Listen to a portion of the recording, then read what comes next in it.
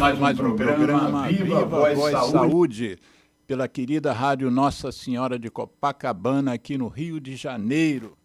Hoje é dia 14 de dezembro, falta pouquinho para o Natal, um pouquinho mais ainda para o Réveillon, e nós estamos aproveitando esse mês de dezembro para fazer algumas entrevistas fora da área da saúde humana. Mas hoje nós vamos conversar com uma dupla muito querida, Patrícia Mauro e Sérgio Conforte.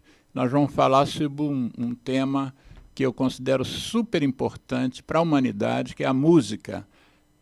Antes da gente apresentar os convidados, eu vou fazer só uma observação parabenizando a ministra Nízia Trindade, que ontem se posicionou mais uma vez contrária a sua pasta, mais importante até do que a pessoa, a sua pasta mais uma vez se mostrou contrária à liberação dos dispositivos eletrônicos para fumar, os apelidados de vapes, pods ou cigarros eletrônicos. Mais uma vez, a ministra, que é a representante maior da saúde no Executivo, tomou essa atitude que eu chego a considerar até corajosa, porque a pressão que ela recebe, que nós ativistas recebemos e que todos os técnicos que enfrentam a indústria da nicotina recebem, eu já chego a achar corajoso todo aquele que se posiciona abertamente contra o que a Organização Mundial da Saúde alega, estima, considera ser o maior problema de saúde pública do planeta, que é o nicotinismo, a dependência química num alcaloide chamado nicotina, que é mais geradora de dependência do que qualquer outra droga que se conheça. Então, o nosso programa hoje vai abordar, como eu disse, a música, mas um aspecto bastante interessante da música e algo que eu gosto muito, que é a percussão. A percussão encarna, essa dupla aqui está encarnando um grupo chamado Tambor Carioca, que, por sorte nossa, o convite veio para o programa hoje e muito proximamente vai ser a comemoração, a celebração dos 20 anos do Tambor Carioca. Para os ouvintes, então, daqui a pouco conhecerem melhor essa experiência que eu considero extremamente exitosa no campo da música, eu queria primeiro que Patrícia Mauro e Sérgio Conforte se apresentassem para a gente, então, dar início ao nosso bate-papo. Isso aqui é um bate-papo, nossos ouvintes já sabem, e fiquem bem à vontade. E me conte a história de vocês, assim, rapidamente, um mini currículo de vocês. Então, eu sou Patrícia Mauro, sou cantora, compositora, e com o Tambor Carioca quem criou foi o Sérgio Conforte, né, em 2005, então nós vamos fazer 20 anos em janeiro, e o Tambor Carioca acabou também tomando grande parte assim da minha vida de trabalho, porque eu passei junto com ele, né, a ser a produtora, a compositora também, a cantora do tambor, enfim, aí a gente vai contar tudo isso aqui sobre, né, mas só assim, pegando a sua introdução, né, apesar de nós não estarmos falando exatamente de saúde, né, saúde física, eu considero realmente a música algo que é muito importante para a saúde, né? Nossa saúde mental e tudo. Sou cantora, dou aula de canto também. E quando você fala também do fumo, né? E das drogas, nossa, gente, vamos para a droga da música, né? Do canto, cantar, a respiração, tudo que a gente trabalha no canto, né? Às vezes eu falo para os meus alunos, olha que barato bom que dá, né? Então, eu acho muito importante. Aproveito para falar que eu acho importantíssimo o seu trabalho, né? E que tem tudo a ver, sim, estarmos falando disso aqui. É verdade. Você canta desde pequenininha? Você era daquelas meninas que em festas cantavam? Não, eu era assim, eu não sei o que me deu, porque assim, sempre fui uma criança assim, mais para tímida, né? Muito tímida, nunca fui extrovertida que sai. Mas sempre, desde pequenininha, o que você quer ser quando crescer? Artista. E a primeira coisa, eu comecei no teatro, inclusive, eu sou atriz também, né? E assim, a música sempre esteve, eu aprendi violão também muito nova, e sempre gostei muito de cantar, sempre fiz aula de canto desde muito nova também. E a arte, né, em geral, juntando o teatro com a música. E é uma coisa de família, né? Porque a sua irmã também é atriz, né? Sim, minha irmã Cláudia Mauro, atriz, o meu irmão André de Mauro também, ator.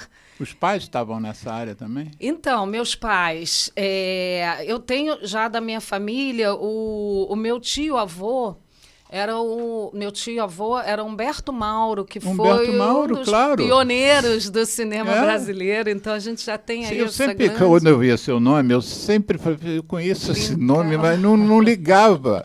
Humberto Mauro, claro. Humberto Mauro. Minha avó era professora de piano. O meu avô, até irmão do Humberto Mauro, apesar de o trabalho dele não ser artístico, né? Era uma pessoa também muito da cultura, sabe, de ler e tal. O meu pai, apesar de também não ter sido artista profissionalmente, né? Minha casa era sempre ele fazendo esculturas, escrevendo poesia. E a minha mãe também não chegou a seguir a carreira, mas foi pintora também, artista plástica, e trabalhou muitos anos na cultura, né? Família boa essa de si, né, Sérgio? Você pode até aproveitar e falar da peça que fala da sua família. Exatamente. Isso. Minha irmã está com uma peça em cartaz há 8 anos, completou 8 anos que a peça está em cartaz e entra em temporada. Você até me prometeu um ingresso, lembra? Isso, porque vai voltar agora, Isso. tá? Ela fez uma temporada de 2 meses no Fashion Mall, que foi um sucesso, como sempre, uma peça que realmente... Eu soube da peça pelo rádio, na CBN ou Band News, alguma coisa. Pois é, a peça A Vida Passou Por Aqui. Isso. E ela retoma em janeiro, se eu não me engano, dia 10. Em janeiro ela retoma e fica mais 2 meses no Fashion Mall aqui no Rio. Com certeza, com certeza. E eu trabalhei na trilha musical da peça junto com o Cláudio Lins. E é uma peça muito linda e ela fala muito de tudo isso, do envelhecer, e baseada, inspirada, né, na vida da minha mãe e do meu pai. Quem redigiu? Ela que escreveu. Ela que escreveu. De autoria dela, ganhou vários prêmios. Foi, exatamente. Né, e ela e o Édio Nunes, que são os atores. Cláudia Mauro. Cláudia Mauro e Édio Nunes. Vou ganhar esse ingresso em sua irmã prometeu. Você além de ser artista, além de cantar no tambor, ser atriz também, mas você também tem um lado que eu sei a dificuldade que é. Isso aqui, esse nosso programa aqui é uma coisa pequena em termos de necessidade de organização, né? Sou eu, Geraldo e tal, mas eu produzo. Então, eu sei a dificuldade que é você em cima da hora, às vezes o convidado adoece e você tem que se virar. E você também, além de tudo que você faz do ponto de vista artístico, também é produtora do tambor. Sou produtora do tambor. A gente acaba que... né, faz tudo muito junto, né, nós dois, mas assim, a gente acaba realmente se produzindo, não que a gente queira tomar conta de tudo e não queira ter braços, né, mas acaba que realmente a gente faz a produção, né? Então, desde ontem, né? Você falando comigo, manda o texto, peraí que eu tenho aqui rapidinho e tal. Então, produção, realmente, só quem faz que sabe, né? Esses bastidores, né? Mas eu acho que ainda que a gente tenha, em algum momento, tenha braços e tudo, nós que somos, né, os donos, né, do negócio, assim, a gente tem que estar... né, também à frente, tem que estar fazendo as coisas, né? E o Sérgio também, né? Então, Sérgio, aproveita, deixa e fala um pouquinho de você, nesse viés aqui que ela pegou, um pouquinho do teu início e até agora, como aí você já introduz a história do tambor. Mas primeiro quero ouvir a tua história. Tá bom. Eu sou o Sérgio Conforte, baterista, e o tambor carioca começou... Não, quero saber de você primeiro, lá atrás. Como é que você virou baterista? Bom, a minha família músico? Tem artistas. Eu tinha um tio chamado Gerson Conforte, que era um super desenhista, foi ilustrador de diversos livros e tudo. Meu pai, que é economista, engenheiro, ele não é artista, mas é uma pessoa muito ligada em arte, gosta muito, e poderia ter sido também um grande desenhista. A minha família tem muita coisa assim de mais para desenho, né? Tem alguns músicos assim esporádicos assim, mas acabou que eu comecei a gostar de bateria na minha adolescência. Você é baterista e percussionista, mas o instrumento que te levou para a música inicialmente foi a bateria. Não, mas foi a bateria. A percussão, ela surgiu anos depois. Foi até engraçado que quando começaram a botar instrumentos de percussão na minha mão, eu me sentia meio perdido, porque eu estava acostumado a tocar com 2 braços e 2 pernas, né? E quando peguei um instrumento de percussão, eu sentia... Que é um tantão, atabaque? Um agogô, um pandeiro. Falta de estar com mas foi também uma coisa que foi desde há muito tempo. E aí foi... O único músico que toca com as pernas é o baterista, né? A não ser o pedal dos guitarristas. Hoje em dia existe assim, hoje em dia tem muito percussionista que faz coisas com os pés também. Já tem uma mistura. O pessoal chama de percuteria, a percussão com bateria. Tem muito hoje em dia essa mistura. Às vezes por necessidade mesmo de lugares menores, aí a pessoa começa a transformar uma pessoa, fazer o papel de 2, né? E ao contrário também, bateristas que acrescentam instrumentos de percussão no kit. Você se inspirou em alguém, assim, um baterista ou mais de um lá atrás? Tem algum que tenha te... Porque eu nunca fui músico, mas sempre desejei ser músico. E os 2 instrumentos que eu mais tinha tesão era a bateria e a guitarra, né? Então, a bateria, por exemplo, eu cresci indo a shows do Milton Nascimento, que é o meu ídolo maior na música brasileira, e eu quase ficava estrábico, porque eu tinha um olhar para o Milton e um olhar para o Robertinho Silva, que era o baterista do eterno do Milton Nascimento. Exatamente. Né? Robertinho Silva, ele foi uma das minhas primeiras inspirações como brasileiro. Né? Eu me lembro que eu era adolescente, eu comprei aquele disco Sentinela, do Milton Nascimento. Sentinela, claro. E tinha a própria música Sentinela, que tem uma introdução de bateria do Robertinho, que eu sempre adorei. Foi uma coisa que muito me inspirou. Né? Anos depois eu conheci o Robertinho Silva naquele projeto Rio Arte Instrumental, no Parque da Catacumba, que tinha aqueles shows. Né? Eu tenho um autógrafo dele, né? E anos depois... Você levou o disco para ele autografar ou autografou outra coisa? Eu tinha um jornalzinho chamado O Catacumba. Sim. Né? E anos depois, por sorte, ele foi tocar lá na nossa casa, que a gente tinha um projeto que era o Som Café e Companhia. Não brinca, ele foi tocar na casa de vocês? Lá em casa. O Robertinho Silva foi tocar lá em casa. Era que eu não te conhecia. Tocou lá em casa. Lá no estúdio da gente, que a gente tem um projeto que está suspenso, mas deve voltar em breve, chamado Som Café e Companhia, que concilia música com gastronomia. Então, enquanto acontece o show, né, no estúdio, é um estúdio pequeno que dá entre 27 e 35 pessoas assistindo, sentadas, e tinha um chefe de cozinha preparando o jantar. E aí quando acabava Alexandre Chester. O Alexandre Chester, nosso amigo e grande chefe de cozinha. Já tem um nome que emana a comida. E é nome mesmo. E é nome mesmo, né? Aí um desses eventos, desses Som Café e Companhia, foi o Robertinho Silva tocando com o Foguete Barreto, que era um projeto deles do Da Rua, que era um projeto que unia percussão com poesia. Então era incrível, você vê ali o Robertinho Silva ali na minha casa. Assim. Você sabe que fora do Brasil, meu ídolo como baterista é o Billy Cobham. Ah, excelente. Que era o baterista do Mahavishnu, né? Sim, Mahavishnu na orquestra. E eu fiz a minha especialização médica em Estrasburgo, na França. E aí, lá pelas tantas, eu vejo lá, não sei aonde, a França tem muito aquele negócio de você botar nos postes, né, programações culturais. Sim, é. E aí eu vi lá a presença do Billy Cobham com o John McLaughlin. É. Aí eu fiquei louco, porque eu sempre acompanhei a carreira deles, mas nunca tinham vindo ao Brasil, né? Aí eu fui ao show, não era um lugar muito grande, e eu fui com uns amigos franceses.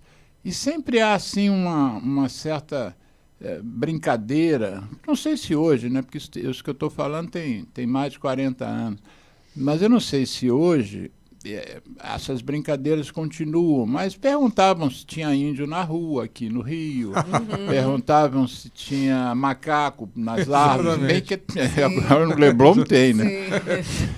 Não deixa de ter. Não deixa de ter.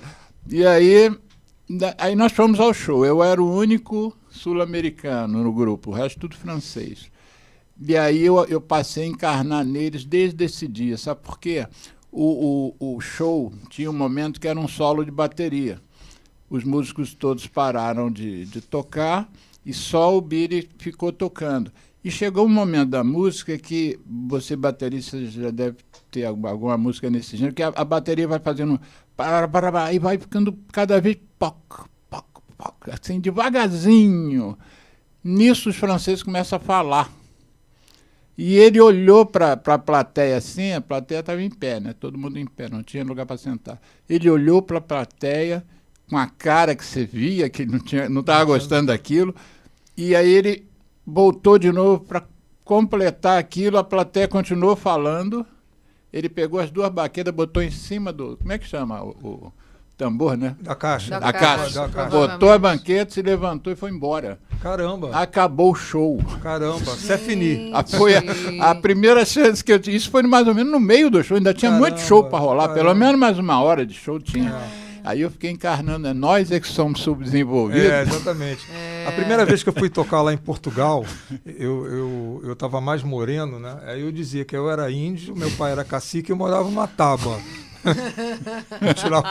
Você já tinha o cabelo assim? Tinha cabelo comprido.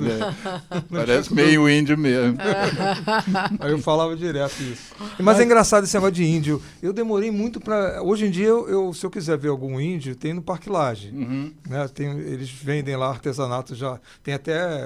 Eu conversei com um lá, que ele tem Instagram, sigo ele e tudo, mas eu demorei muito para ver um índio de verdade. Sim. Aqui no Rio de Janeiro. Sim. Eu só vi quando teve aquele Rio... Eco 92. Não, foi o outro.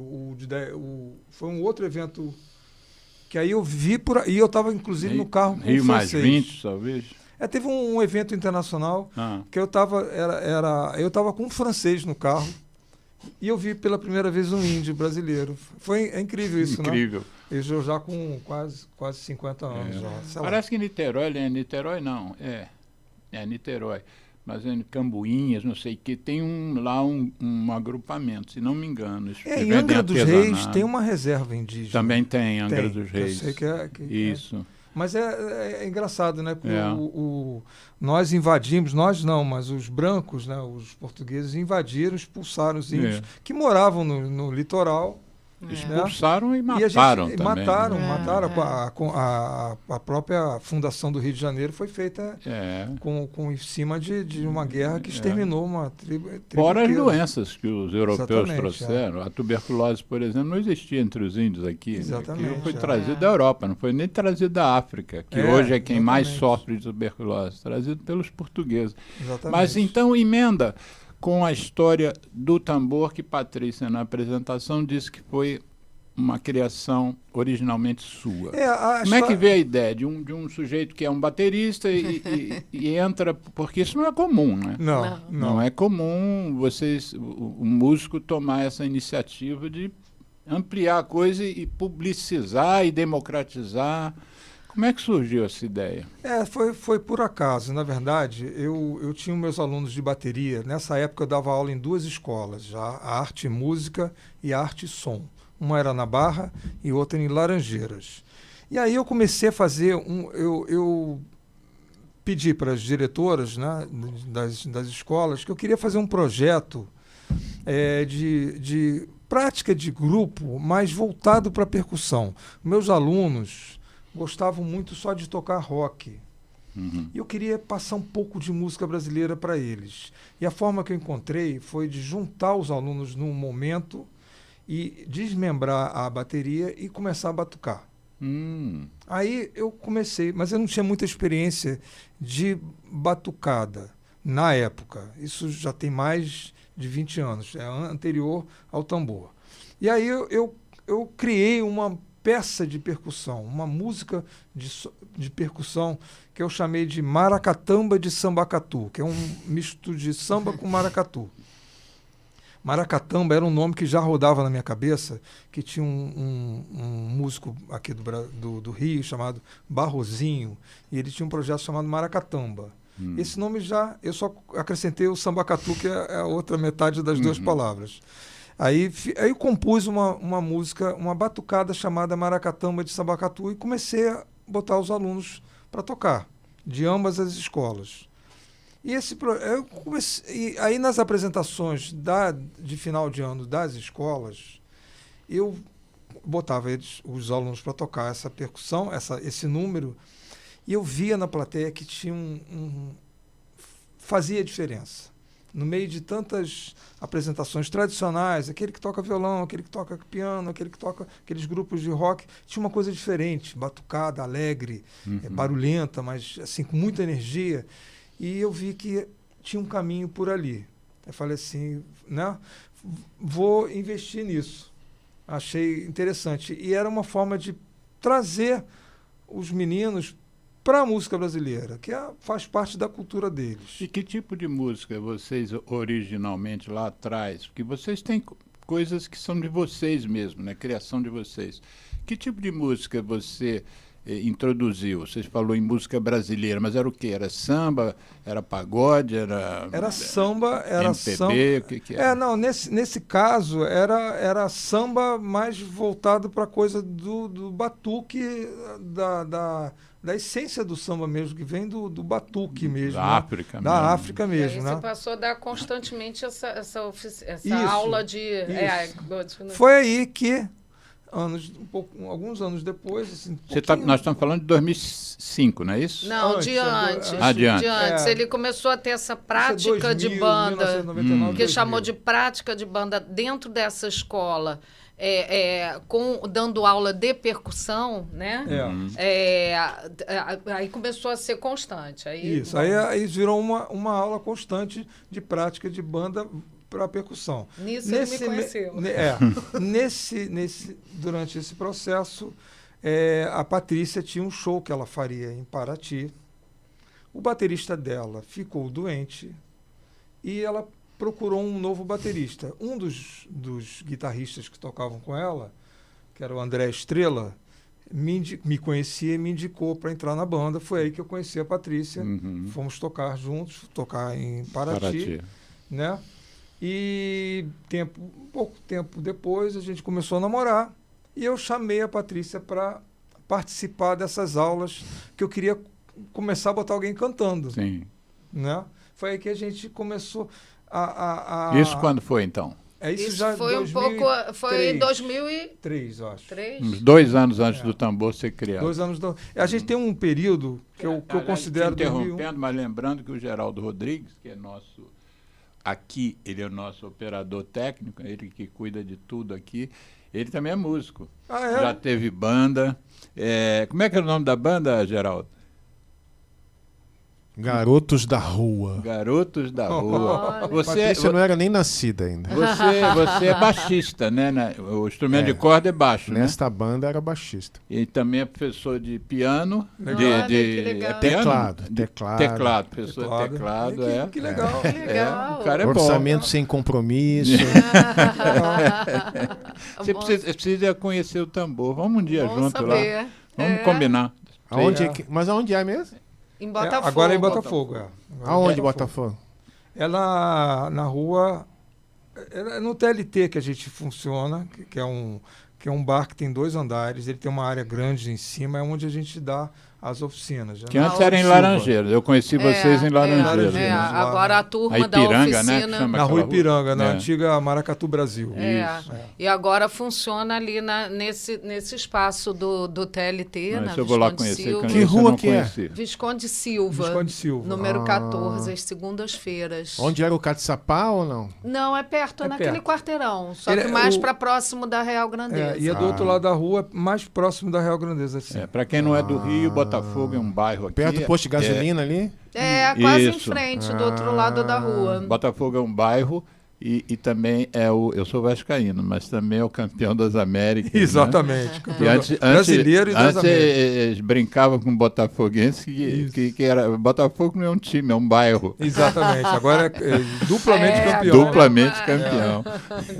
E Botafogo é um bairro muito tradicional. Para quem não é do Rio de Janeiro, a gente aqui está em Copacabana, que é um bairro também muito tradicional do Rio de Janeiro, e Botafogo também é um bairro muito antigo e tradicional. Exatamente. Né? Mas aí, voltando para a epopeia de vocês, ainda antes do tambor. Foi 2003, foi um pouco depois, né? Não, 2001 eu compus a Maracatamba de Sambacatu. Então eu considero de 2001 até 2005 um período de gestação do tambor. A gente já estava... Foi quando surgiu o nome, foi em 2004. Porque aí ele já tinham as músicas que a gente depois botou no repertório do mas tambor. foi um pouco antes de começar realmente, porque aí ele dava essa aula e eu comecei a falar com ele. Eu falei, por que você não cria a sua oficina de percussão? Isso foi 2004. 2004, porque eu falei, você é professor da escola de bateria e tal, mas a oficina, essa prática de percussão, você que criou, você não precisa fazer dentro da escola. Você pode criar a sua oficina de percussão, né? Eu falei isso para ele. E aí, nisso, acho que ele deu um nome, né, já do tambor. Não, o nome já tinha. Já tinha o nome do tambor carioca. Aí eu falei, você tem um nome, é tambor carioca, vamos criar uma oficina de percussão. Ele, mas aí não tem espaço, não tem os instrumentos, porque eu uso aqui, né, os da escola. Eu falei, não tem problema, a gente aluga um estúdio, né, e os instrumentos a gente compra e vai comprando aos poucos, conforme forem entrando os alunos.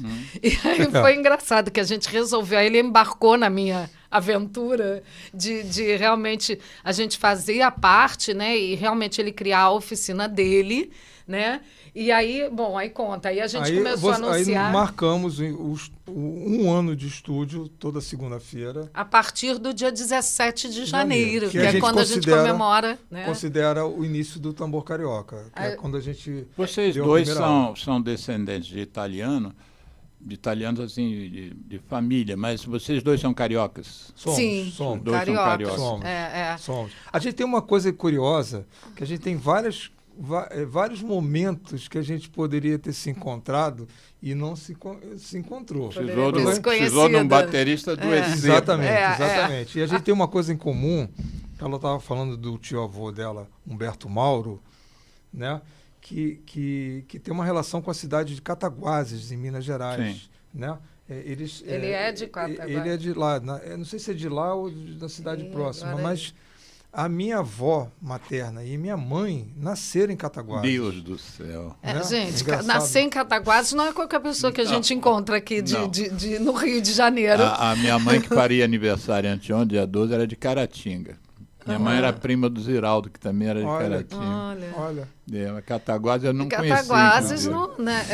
Eu ainda não fui a Cataguases. Mas ele era assim. Inclusive, até estava falando do meu irmão, que também é artista, né? Ele também trabalha muito com cinema. Repete o nome dele. André de Mauro. Ele fez um filme, um documentário sobre Humberto Mauro, que inclusive foi indicado para as indicações do Oscar, quando ele... Que no caso era avô dele, né? Tio-avô, irmão do meu avô por parte de pai. Tá. Bom, mas aí voltando ao... aí a gente tem esse período de gestação, de 2001 até 2005. Em 2005 começou o tambor carioca com a oficina de percussão. À medida que iam entrando alunos, a gente ia comprando os instrumentos e a gente ganhou alguns instrumentos também. E isso foi crescendo. No próprio ano de 2005, nós começamos o nosso trabalho com um grupo musical, Tambor Carioca. Além de uma escola... A gente começou a tocar, fazer shows. Porque a gente estava ensaiando um show meu também, de música brasileira e tudo, e aí eu também falei, por que a gente, ao invés de seguir com esse meu projeto de show, a gente não inclui, né?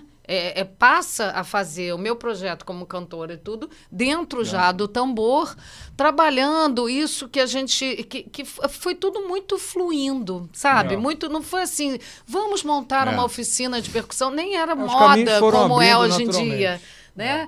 A gente foi indo... O Sérgio é uma pessoa que conhece muito de ritmo, ele não é uma pessoa do carnaval, não, ele é uma pessoa que realmente sabe muito sobre ritmos, sobre os diversos ritmos. É uma riqueza muito grande, né? Os ritmos brasileiros e as misturas. Então, o que foi assim muito um objetivo e um estímulo do Sérgio foi desde aquela semente, digamos, né, ali de querer passar para os alunos essa coisa do Brasil, da música brasileira, né? Não desfazendo do rock, inclusive o rock brasileiro é muito bom, mas não só rock. Né? Exatamente. E assim, e a possibilidade, né, dessas misturas e de se trabalhar isso. Então, o tambor, ele tinha isso. Então, quando a gente começou a ensaiar como grupo, a gente justamente foi pegar isso. Vamos tocar samba, mas vamos tocar ciranda, vamos tocar maracatu, né? E até um lado um pouco mais pop, que em alguns momentos isso, né, a gente fazia, mas misturando. A gente passou a ter uma coisa que a gente falou, a gente tem um sotaque carioca. Então, o Tambor Carioca virou um grupo musical que tinha um sotaque carioca para seja lá o que fosse que a gente fosse tocar, dentre essas misturas. Você estava falando que a gente foi desviando o assunto, mas as minhas influências... Isso, eu ia voltar porque eu acabei dando as minhas. As suas influências são minhas também. Eu sou, originalmente, como baterista, mais roqueiro mesmo. As minhas influências de baterista vieram do rock. Eu posso dizer que as duas maiores influências minhas na bateria são John Bonham, do Led Zeppelin, e o Bill Bruford, que foi do Yes. Né? Mas eu escuto samba e música brasileira em casa, da minha família, desde sempre. Já foi de bateria de escola de samba? Não. Nunca fui. E baterista brasileiro, quem te influenciou? Acho que tem milhares, assim. Você já citou Robertinho Silva. Como... eu acho que me influenciou muito, assim, mas tem muito. Aquele da antiga, que é muito mencionado, eu como não sou músico, eu não consigo avaliar, mas o Milton Banana. E tinha o Milton Banana Trio, né? Exatamente. Milton Banana foi um baterista de bossa nova, de samba jazz e tudo. Ele tinha um estilo muito interessante de tocar, aquele mais sequinho, né? Que é diferente do Edson Machado. São dois grandes bateristas desse período. Edson Machado é considerado o primeiro, ou pelo menos um dos primeiros bateristas a tocar samba no prato. Né? Que antes, na época do Luciano Perrone, por exemplo, era o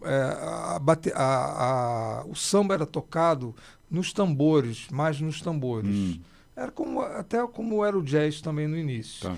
Essa coisa do prato, ela surgiu depois, acho que nos anos 40, e o Edson Machado foi um dos primeiros bateristas e é considerado o inventor do samba no prato. E o Edson Machado é mais de samba jazz, é mais... com influências da estrutura do jazz, mas com o ritmo do samba. Né? O Milton Banana é um sujeito que tocou muito com Tom Jobim, tudo, mais ligado a essa coisa da bossa nova. Né? São dois grandes bateristas, é claro que influenciaram todos os nossos. Em termos de percussão, o único que eu posso dizer, esse eu conheço bem, já ouvi muito, e os outros assim se perdem, né? Porque o percussionista normalmente ele não é cantor, como por exemplo o Phil Collins, baterista e cantor. Mas normalmente o percussionista fica mais lá dele ali, né? Isso, é. Mas tinha uma estrela que era o Naná Vasconcelos. Naná né? Vasconcelos é uma grande Não é? estrela, né? Uma grande estrela da música brasileira, da percussão. Da percussão. E fazia coisas com a voz É. e tudo, né? Tem muito percussionista hoje em dia que Ele faleceu, não faleceu? faleceu, infelizmente faleceu. Não tem nem muito tempo. Não, né? não tem Não, muito não. tempo, não. É. Mas ele é um dos grandes nomes da Morou percussão. fora muitos anos, nos Sim. Estados Unidos, se não me engano, ou É. Europa, não me lembro. Tocou com muita gente. Muita gente. Ele era mais ligado à coisa do jazz, mais do fusion, daquelas coisas da Você mistura. já tocou em banda? Você falou que você era mais roqueiro na Eu bateria? toco atualmente, já desde 2000. Não, digo naquela época lá já. Já, Você teve toquei banda antes do muitas. tambor? Muitas, milhões de bandas. Milhões de bandas. Milhões de bandas. A música tem isso, né? Milhões. Tem aquele que só toca naquela banda, Não, tem. né? Um conjunto que a gente chamava antigamente, eu não sei É. como é que se chama hoje, É. mais banda mesmo. Mais Chama banda, de grupo. grupo, banda. O grupo é É. muito comum Também. hoje em dia. Banda também. Mas também. antigamente era conjunto. Conjunto. Aí você tinha os Beatles, tinha aqueles 4 e acabou. Os caras, o Exatamente. Ringo acho que não tocava em outro lugar, né? Não. Não tinha porque, outra porque banda. os Beatles... Não precisava, né? Não precisava, não tinha nem tempo. Não né? tinha Não tinha tempo. Você como baterista, o Ringo tá vivo, mas ele tá longe aqui para se você disser alguma coisa que o desagrada, ele não vai vir aqui, mas o Ringo era um bom baterista? Era assim, a gente era. pode pensar assim, eu já toquei em 6 bandas de Beatles, para você ter uma ideia. E tive que tirar muita coisa do Ringo Starr, mas o Ringo Starr tem uma coisa assim, primeira coisa que a gente tem que considerar, que se os Beatles deram certo, é porque aquela fórmula, aquela configuração deu certo. Sim. Então, ele é um quarto, um quinto, se você considerar o George Martin, né? Da responsabilidade de ter dado certo. Uhum. Além disso, o Ringo Starr, ele tinha um jeito diferente de pensar. Se você pegasse uma música hoje em dia, para um baterista que não conhecesse Beatles, tocasse a música, né, sem a bateria e falasse assim, coloca a bateria nessa música, provavelmente ele seguiria um caminho mais ortodoxo, que a gente poderia dizer, né? Uhum. Mais comum. E o Ringo, ele ia por caminhos mais diferentes. Mesmo? E o Ringo tinha uma característica que era muito impressionante, que ele tinha um andamento que se você pensar, nós bateristas, a função principal do baterista é manter o tempo, manter o andamento da música. No coração, né? Tudo que a gente faz além disso é o luxo. Mas manter o tempo para os outros músicos tocarem é a nossa principal função. E o Ringo Starr, ele tinha um controle do tempo tão grande que as músicas eram... Por exemplo, quando era gravada uma música dos Beatles, eles faziam várias tomadas, os takes, né? Gravavam 30 vezes a mesma música. E essa música, às vezes, era recortada e montada, com trechos de takes diferentes. Uhum. E o andamento era sempre preciso. Ele não gravava com metrônomo. E o andamento era preciso. Então, ele tinha essa característica que é muito importante, né? Além dessa coisa da fórmula ter funcionado, dele ter trilhado caminhos não que os bateristas em geral trilhariam. Porque ele como, vamos dizer assim, ele não era a estrela da banda. Não. E mesmo como baterista, porque às vezes tem baterista que não é o líder da banda, tem baterista que não é a maior estrela da banda, divide com outros, mas mesmo ele como baterista não era aquele dar shows, né? Não tinha grandes solos, eu não me lembro de um solo do Ringo Starr, eu não lembro. Acho que não tem, acho que não existe. Não existe. Mas eu gostei, você derrubou um preconceito que eu tinha. Isso.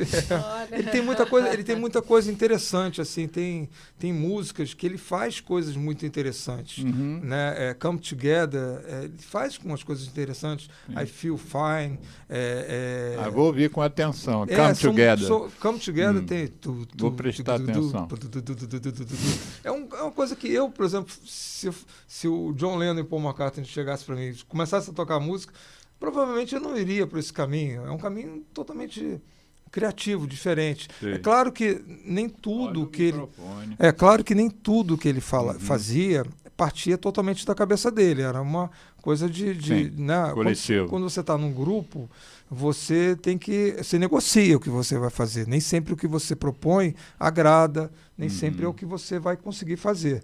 Mas acho que ele tem essa participação muito importante. Assim. É engraçado que Fala, vocês Patrícia. falando, Palmas né, para ele. falando sobre não ter nenhum solo, nenhuma coisa que apareça como estrela, né? E a gente falando de grupo, usando até essa palavra que a gente comentou como mais antiga, conjunto. Na arte, uma grande coisa, ser um bom artista é realmente ter essa ideia do conjunto e trabalhar para o conjunto, trabalhar para o todo, né? Na oficina de percussão, a gente tem muito essa vivência, a gente proporciona muito essa vivência, inclusive a gente tem trabalhos com empresas, né, com corporativos e tal, justamente passando isso, que é importante, que a gente pode linkar com o que se pretende de uma empresa, né? Cada um fazer bem o seu papel, né? Então, você pode ser assim uma estrela no tamborim. Você vai tocar ali, fazer os seus solos, o outro, né? O surdo. Mas se você não tiver atento ao conjunto e você sair ali, o barco afunda, como o Sérgio fala. Peraí, vamos, né? Então, se um desanda um pouco, principalmente essa parte do surdo, né?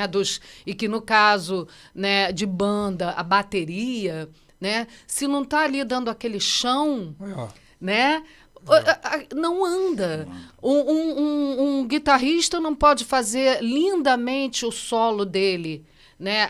E ser a estrela ali, se não tiver por trás dele o baterista, né? No caso, quando está tocando a bateria junto, né?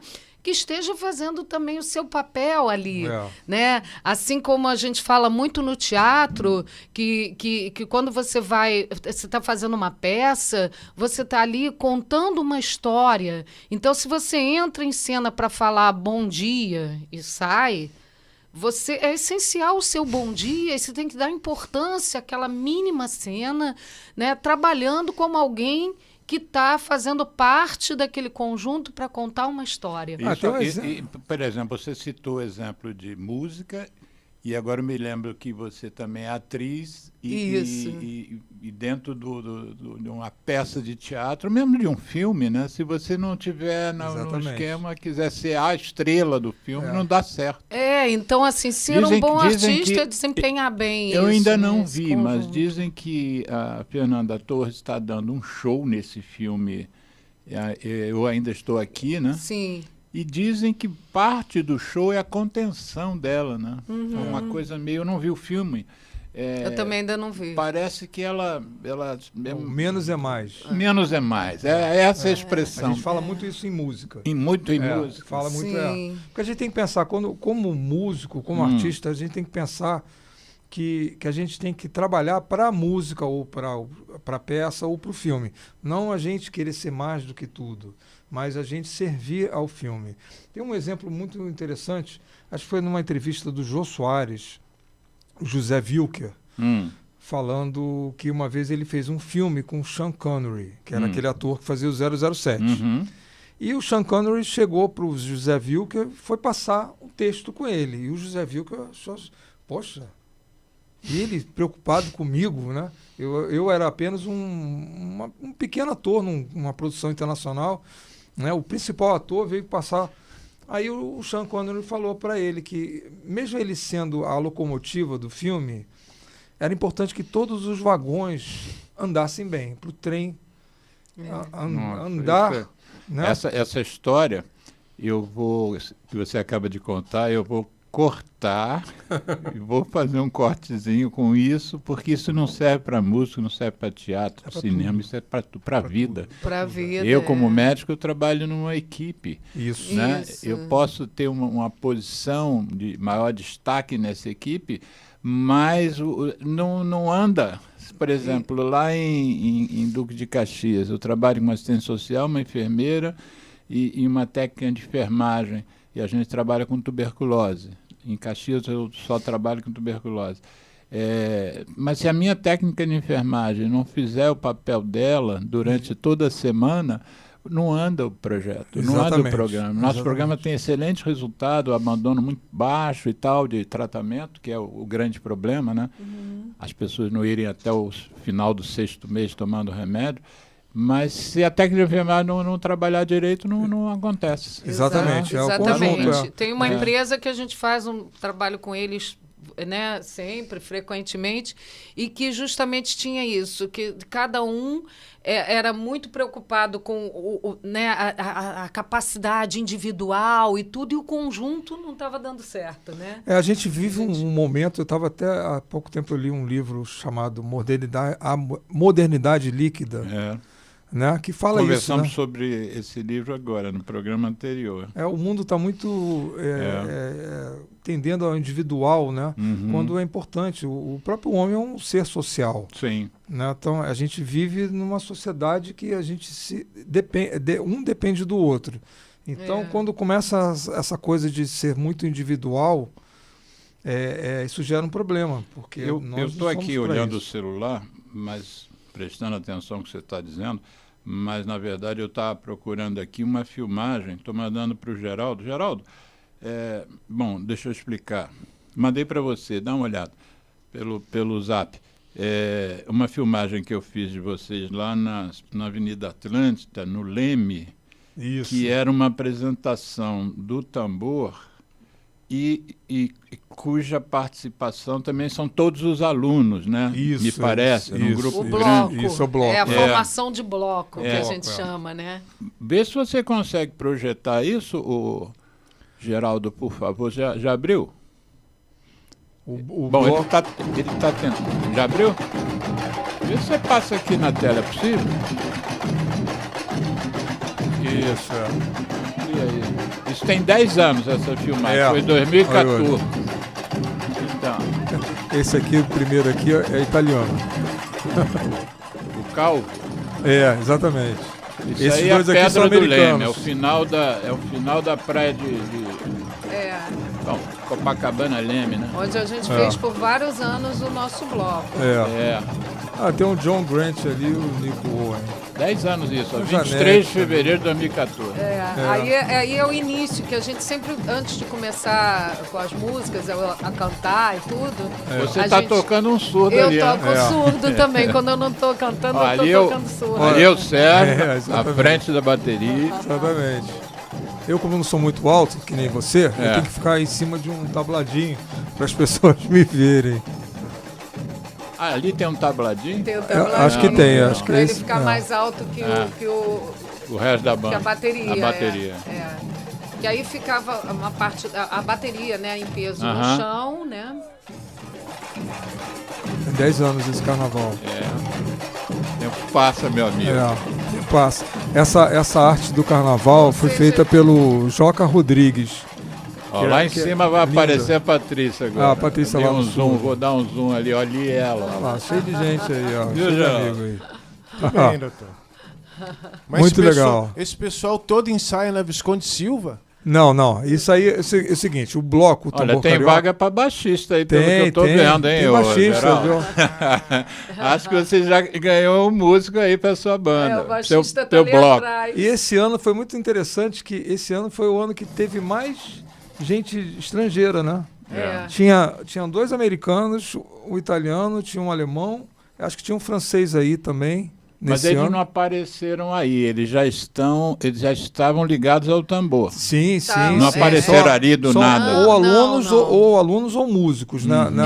Porque a gente sempre atrai muito estrangeiro, né? E tem muito estrangeiro que vive no Brasil e é atraído pela coisa da percussão, da cultura brasileira e tudo mais. Né? Como a Patrícia tinha falado, o tambor carioca, a gente trabalha ritmos diversos, né? Não só fica com o samba, a gente trabalha maracatu, ciranda, baião, shot, chachado, tudo.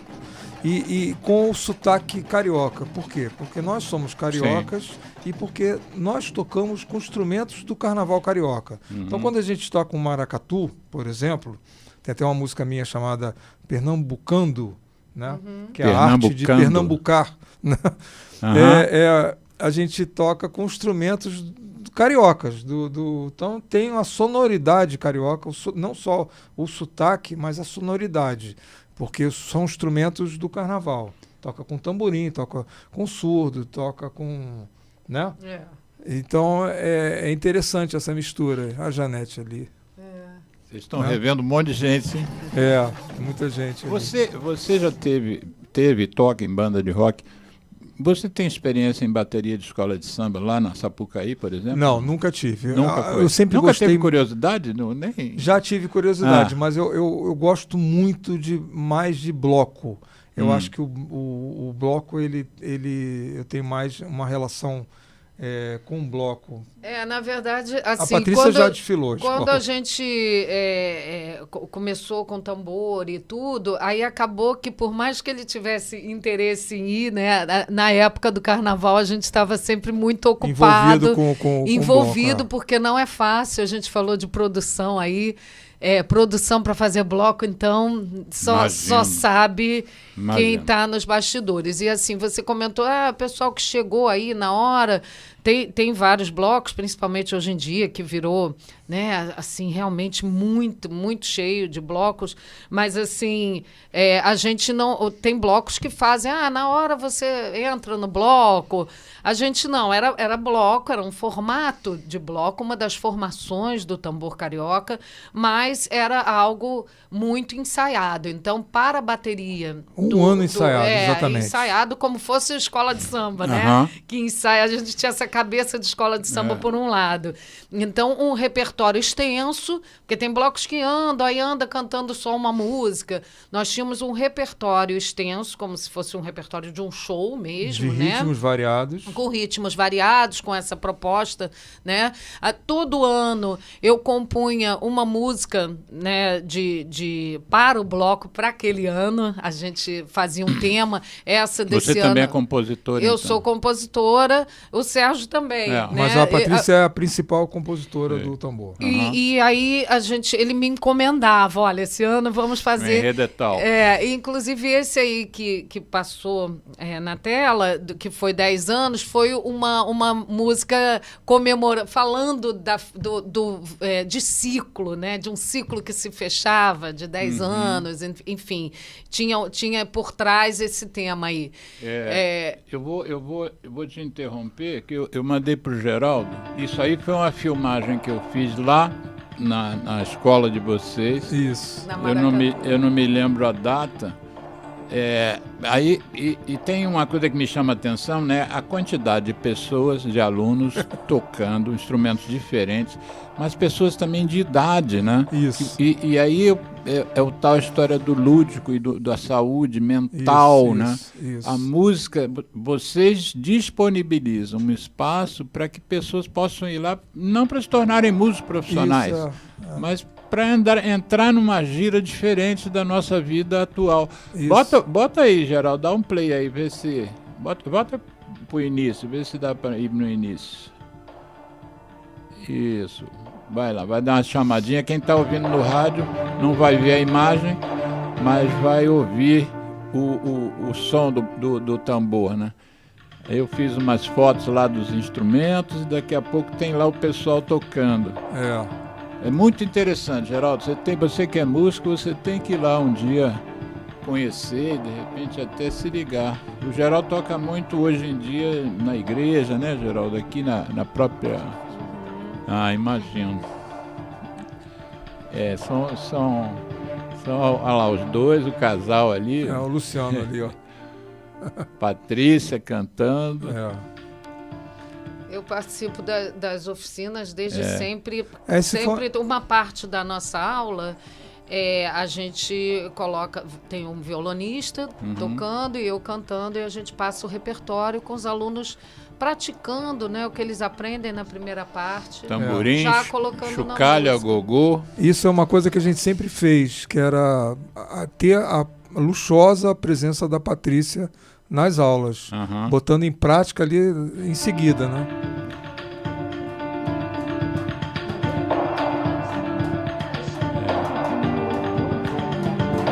E aí a gente já fazendo arranjos, né? O aluno vai vivenciando isso desde a primeira aula. Nós vamos fazer um intervalo daqui a pouco. Mas vamos aproveitar esse momento, que depois na edição do programa eu vou botar a legenda com esse dado. Qual é o Tambor Carioca? Boa tarde a todos. É o nome da escola. E o endereço, vocês têm de cabeça? Não, Tem. então assim, só para hoje em dia a gente se intitula, né? Mas como o Tambor Carioca tem vários braços, Isso. nós somos o Núcleo Cultural Tambor Carioca, Tá. né? Com as várias funções e braços que o Núcleo Cultural tem. No Núcleo Cultural a gente tem aulas que acontecem como essa no TLT, que é a oficina, a turma de oficina de percussão, que hoje acontece no TLT, que é um bar que fica na Visconde Silva, 14. número 14, mas lá é um espaço onde a gente faz a turma da oficina de percussão, né? Então, e tem outras aulas, como o grupo de pandeiro, as aulas particulares, né, de percussão, inclusive, que E a de gente dá bateria. no nosso Isso. estúdio, que é na nossa casa, né? A gente tem um estúdio e aí, enfim, o melhor para se divulgar, para entrar em contato com a gente é o telefone, né, do Tambor Carioca, através do WhatsApp, falar agora, inclusive, então. que é 99 Prefixo. 21, né? 99743 4788. Tá. Porque se entrar em contato direto com o TLT, como é um lugar que funciona outras coisas e tal, né? Não Tá. não É um conseguiria restaurante, as né? informações. É. É um- Vocês eu ontem estava procurando umas imagens, aí eu vi o YouTube de vocês. Vocês não investem muito no YouTube, não, né? O YouTube hoje, que tem muita coisa, é o YouTube que está no nome do Sérgio, não do Tambor Ali que Carioca. tá, Acabou que como ele acabou ficando com o YouTube dele bastante movimentado, ele tem muitos inscritos, ele passou a fazer gravações, o Sérgio tem mais de 200 bases de percussão gravadas no YouTube dele. Né? Como Tá. é o endereço Endereço. do seu YouTube? Arroba Sérgio Conforte, Sérgio. 5727. Então, depois eu vou botar a legenda, mas só dizendo que o Sérgio Conforte é tudo junto, mas o Conforte é com I no final. Isso. Com I E no o Carioca, final. o E no final, a gente fala I, né? Exatamente. Aliás, nem precisa ser no final, é futebol, né? Porque é italiano, conforte. Conforte. Mas existe a família Conforte com E, existe Conforto com O, Não confunde as pessoas. É. mas o dele meu é Conforte com I. YouTube Sérgio Conforte, acha lá. Isso. Mas eu acho que eu tenho canal no YouTube e tenho um canal agora estou criando um canal de cortes no YouTube, então tenho 2 canais. Nada impede que você ponha num, põe o outro, porque o que chama mesmo é o nome Tambor Isso, Carioca. isso, Aí o sujeito chega lá, um vídeo de 5 anos atrás, isso deve ter acabado. Não está. Já acabou, não existe mais. É Uma verdade. boa dica. O tempo que leva a fazer um upload de um vídeo desse, botou Isso, num, bota isso, no Bota outro. no É. outro. Né? Se tiver a ver com tambor, claro, É. também. Não, tem inclusive o canal dele, tem uma playlist que é relacionada ao Tambor Carioca. Nós, durante a pandemia, fizemos vários podcasts também contando a história do Tambor Carioca. Vou pegar isso para botar como link do nosso programa. E o Instagram Sim. do Tambor Carioca, Que que de é repente tem interessante. coisas que não saíram aqui no nosso programa, tem E lá que a na pessoa história. pode ver, com certeza. A Isso. gente tem vários podcasts que a gente contou Tá. curiosidades. Ô, Geraldo, É. vamos fazer um intervalo então. Uma musiquinha ligada ao tabaco. Ah, boa. Depois eu não sei qual que ele vai escolher, mas aí eu mando para vocês. É tudo engraçado, piada. Aliás, Qual que você vai botar? aliás, a peça da Cláudia fala, de certa forma... A música chama-se Fumante, feita por um juiz. Bota o som aqui no estúdio para eles ouvirem. Tem alguém?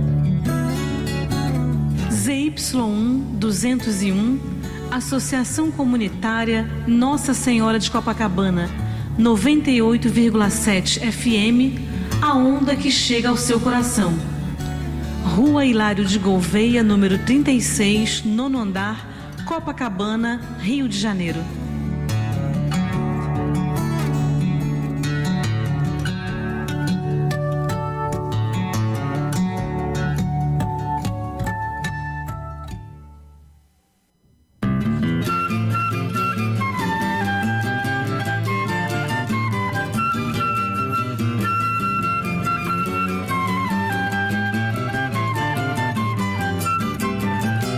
sou fumante à luz do sol e do neon.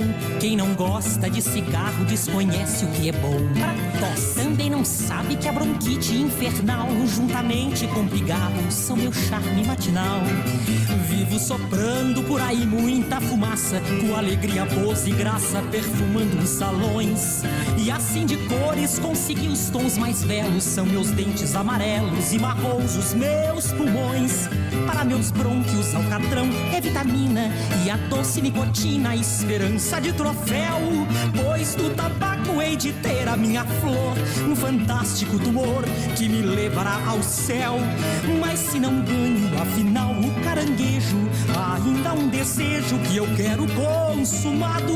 Já que eu não posso ter de tudo, eu quero parte, pelo menos um infarte pra também ser safenado. A impotência não assusta, camarada, vale mais uma tragada que o prazer sexual. Um enfisema não está fora dos meus planos, pois fumante há muitos anos, o evento é natural. Uma gastrite duodenal, uma esclerose, finalmente em dupla dose, sei que um dia vou ganhar. E vou vivendo assim feliz a minha vida, até que a morte bem sofrida possa então nos separar. Para meus brônquios alcatrão é vitamina e a doce nicotina, esperança de troféu. Pois do tabaco hei de ter a minha flor, um fantástico tumor que me levará ao céu.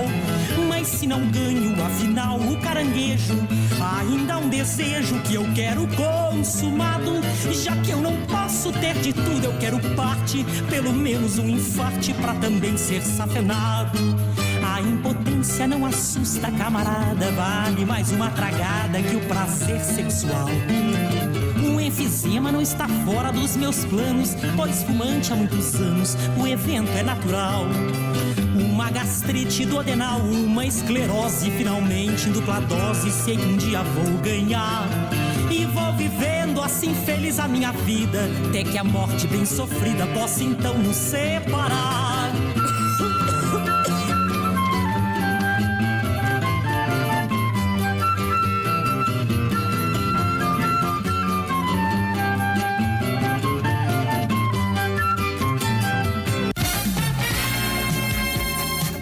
ZYU 201, Associação Comunitária Nossa Senhora de Copacabana, 98,7 FM, Rua Hilário de Gouveia, 36, nono andar, Copacabana, Rio de Janeiro.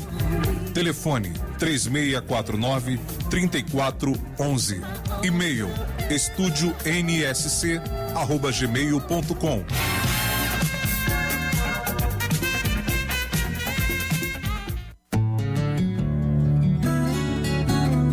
ZYU 201, Associação Comunitária Nossa Senhora de Copacabana, 98,7 FM, a onda que chega ao seu coração. Rua Hilário de Gouveia, número 36, nono andar, Copacabana, Rio de Janeiro. Estamos reiniciando o programa Viva a Voz Saúde, segundo bloco.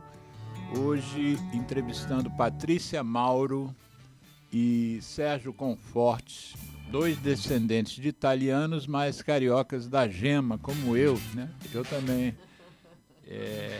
Então nós estamos conversando hoje sobre uma experiência que eles têm desenvolvido. Estamos em janeiro próximo, agora dia 17. Essa experiência alcança 20 anos. E é uma experiência musical, para quem está nos ouvindo a partir só desse bloco, é uma experiência musical que envolve canto, envolve percussão, e nós encerramos o primeiro bloco eu mostrando uma filmagem que eu fiz, provavelmente há uns 10 anos também, lá da própria oficina. E o que me chamou a atenção, a quantidade de pessoas que têm interesse em percussão e a idade de muitas dessas pessoas, que são já pessoas idosas. Ali deve ter gente que, naquela época, devia ter minha idade aqui e se divertindo ali. Aqui deve fazer um bem extraordinário. Qual é o retorno que vocês têm dos alunos de vocês? Assim, o que eles comentam? O que fazer música ajudou, melhorou? o estado mental e até físico, né? Porque a pessoa se movimenta. O que vocês têm de retorno? O que já contaram para vocês? A gente tem um clássico, né? A gente tinha um rapaz que tinha um problema psiquiátrico, psiquiátrico, né? E a mãe dele eles dois foram ter aula com a gente. Que idade o rapaz, mais ou menos? Ele tinha, acho que uns 30 anos na época. Ele tinha um problema cognitivo. Ele levou a mãe ou a mãe que levou ele? Acho que foi a mãe que levou ele. A mãe que levou ele. Na verdade, ele era um problema cognitivo que ele já tinha nascido assim. Exatamente. E aí ele mesmo disse uma vez que o tambor fazia tão bem para ele, porque ali ele tinha um grupo de amigos. A gente estava comentando daquela série Zona Azul, né? Zonas Azuis, né? Como era importante a pessoa estar... Zonas Azuis, fazendo a relembrança, Zonas Azuis é uma série de 4 episódios na Netflix que fala sobre regiões do planeta onde pessoas vivem mais de 100 anos. Isso é uma série muito boa, curtinha. Né? Recomendamos altamente. Né? Então ele dizia que fazia tão bem para ele, né, estar com pessoas... Porque a gente chama é comum a gente chamar família Tambor Carioca. Sim. Porque é um grupo de amigos que a gente procura até promover, evitar a concorrência, que é muito comum em blocos, assim, ter essa disputa por vagas, eu quero tocar isso, não sei o que, disputar. A gente procura fazer de uma forma... criar uma unidade maior, tanto que as pessoas se sentem em família. E um pouco em família porque nós dois aqui somos casados. A minha mãe é aluna. A sua mãe é aluna? Desde a primeira aula. Não brinca. Ela está lá no naipe dos tamborins. Ela, quando entrou na primeira aula, que idade que ela tinha? Ela tem 82, há 20 anos a 62 anos. Como é que é o nome dela? Leia. Leia Conforte. Leia Conforte. Arrasa no tamborim. No tamborim, né?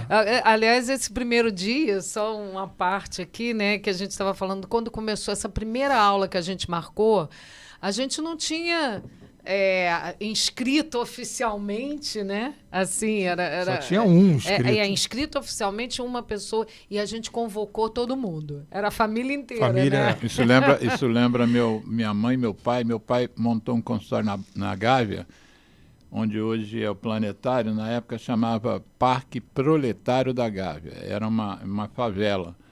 E ele montou que ele queria fazer medicina popular, só que não tinha clientes. Aí ele chegou 2, 3 dias em casa, chateado, frustrado que não tinha cliente. Aí um dia minha mãe foi lá e tocou a campainha só para ele ter a sensação de que era um cliente. Isso é ótimo. Quer dizer que a sua mãe também fez isso. A gente botou a família inteira e acabou que eles continuaram, né? O meu filho mais velho, o João, já estava no primeiro dia. E meu pai, que sempre apoiou, né? Patrocinou muita coisa. Né? Ele não tocava, mas estava sempre ali. Você trouxe como exemplo esse rapaz da questão da coletividade, né, que fez bem a ele. Dá outros retornos que já deram a vocês, outras na verdade, situações. Ele falou uma coisa engraçada. A mãe disse que um dia, né, ele ia para a terapia e ele falou assim, não preciso mais não. Já estou bem. Tem a questão das pessoas mais velhas também, né, que é muito importante. Porque, a solidão, né? A solidão. Ali elas têm... Não falta gente para né, trocar ideias. Eu acho importante isso. Ter aquela coisa dos objetivos curtos também, né? Toda semana você tem um encontro, você vai ensaiar. Não é uma coisa esporádica, é uma coisa regular. Não, é uma coisa regular. Com disciplina. Isso é muito, muito importante. A gente sempre teve essa abertura, né? Assim, e sempre teve turmas muito mistas.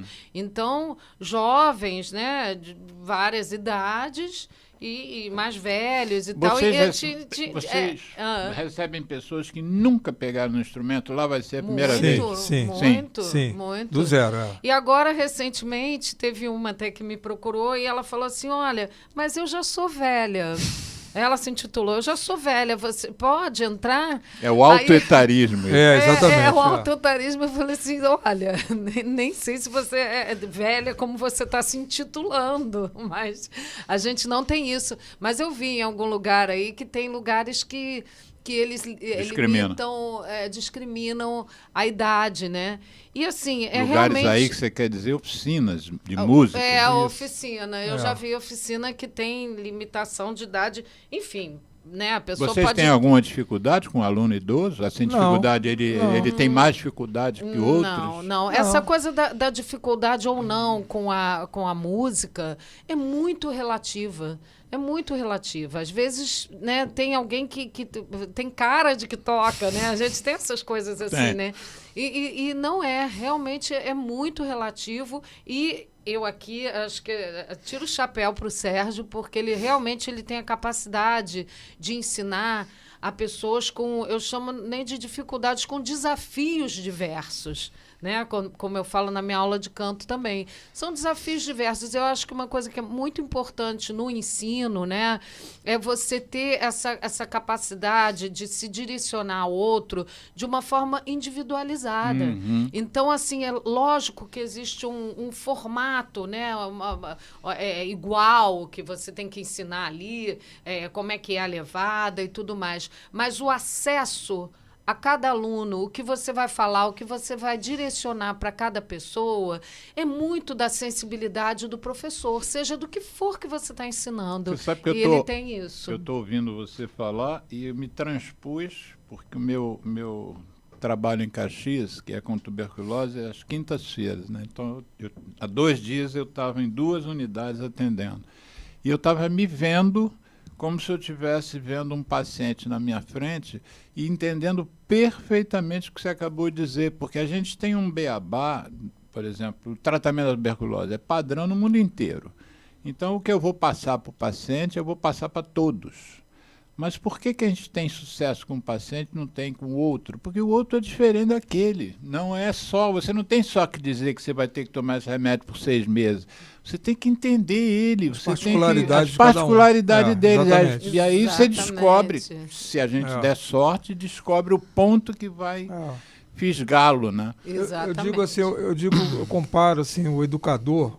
No meu caso, assim, é como se fosse um guia de montanhismo que já subiu essa montanha várias vezes e cada vez que vai subir com um aluno, ele pode escolher um caminho ou outro de acordo com o aluno. Às vezes um aluno pode ter medo de um caminho, ter mais, né? Eu sei subir o caminho. Eu vou dar a mão para o aluno, eu vou subir com ele e depois ele vai subir sozinho. E já fez montanhismo você? Já fiz.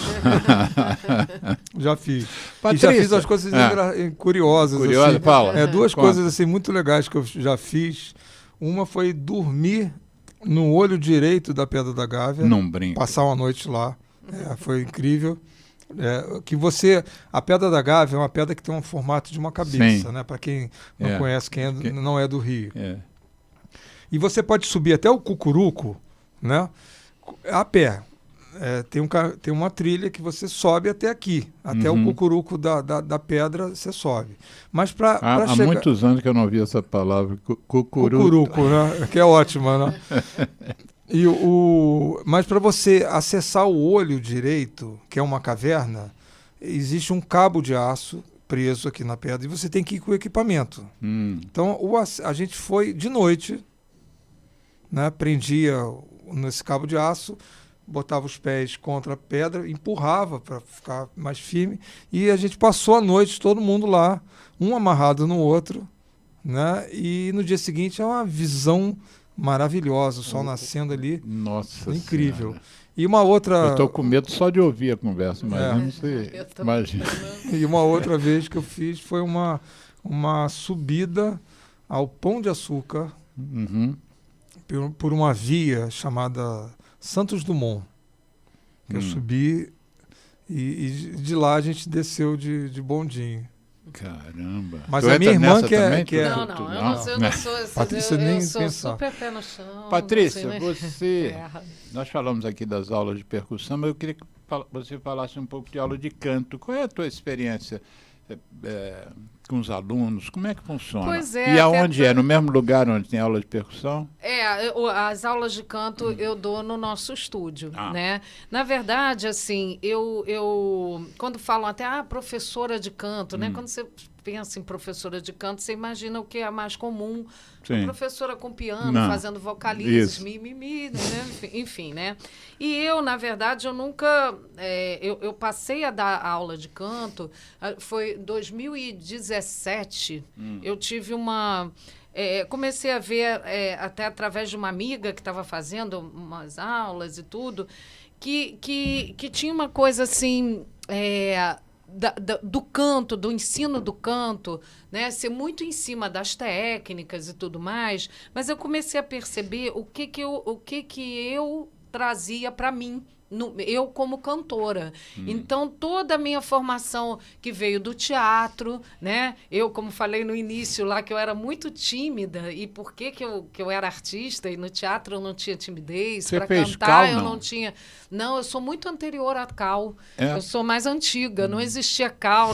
Eu me profissionalizei no teatro pelo currículo que eu tinha na época, porque eu ainda não tinha nem idade de fazer faculdade, ainda não tinha cal, não tinha esses cursos. Mas, assim, eu juntava, né, toda a experiência do teatro. Então, para mim, cantar é estar em cena, né, é diferente. Não sou eu, Patrícia. Tem Sim. outra magia, outro contexto, né? E, ao mesmo tempo, eu não falei, mas eu também sou das letras, né? Até me formei em letras também e escrevo, desde sempre escrevi e tal. E tem muito essa coisa também da palavra. Então, tudo isso, todas essas minhas formações, um interesse também muito pelo desenvolvimento pessoal, pela parte de corpo, né? Yoga, várias coisas que eu faço e que eu falei, eu uso tudo isso para cantar. Eu não uso só a técnica que tem, sim, fiz aula de canto, tem um grande mestre que já faleceu, José Espinto, que eu, inclusive, fiz canto lírico também e tudo mais, mas tem todo esse outro lado. E me deu vontade de trabalhar nas pessoas esse outro lado, que desbloqueia, que identifica... Desbloqueou você, né? Eu para mim, sempre foi... Eu sou cantora porque eu fui atriz em algum momento, né? Então, porque sou, né, na verdade. Então, eu me deu vontade de passar para as pessoas e ter esse ensino do canto num outro formato. E aí, eu resolvi fazer, em 2017, um workshop que eu criei. Eu falei, não sei se é maluquice da minha cabeça, mas eu vou criar essas coisas. E aí a gente estava falando sobre identificar cada pessoa, né? Com o canto, com a voz, as pessoas têm muito bloqueio, muito. Primeira coisa que falam, Patrícia, sou muito desafinada, hein? E não tenho voz, né? Aí a pessoa fala, eu sou muito desafinada. Eu falo, gente, a pessoa não nasce, olha, nasceu um desafinado. Nasceu, né? Não é assim. Eu falo, você está num estado de desafinação. E aí você tem que, né, encontrar um caminho de... Sair desse estado. A diferença entre o ser e estar.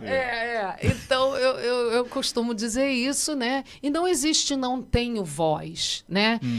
Então, o meu trabalho, além de trabalhar a parte técnica e tudo isso, é como se fosse, que nem a gente fala na medicina, de um trabalho integral. Integral, né? Hoje tem a medicina integrativa. Medicina integrativa. Então, uma aula de canto integrativa.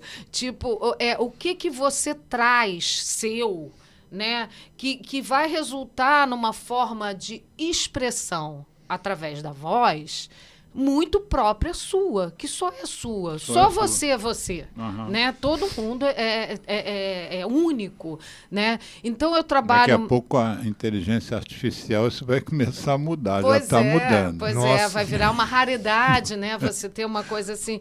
Então, você buscar na pessoa o melhor dela, é óbvio que, assim, se você quer ser um cantor lírico, cantor erudito, aí sim você tem certas coisas, né, vinculadas coisa realmente você atinge tal grau ou não, aí é uma outra história, né? Mas eu digo que qualquer pessoa pode cantar e cantar bem, porque eu vou para além de cantar. Qualquer pessoa pode se expressar através da voz de forma linda, né? Que você retorno, encontrando...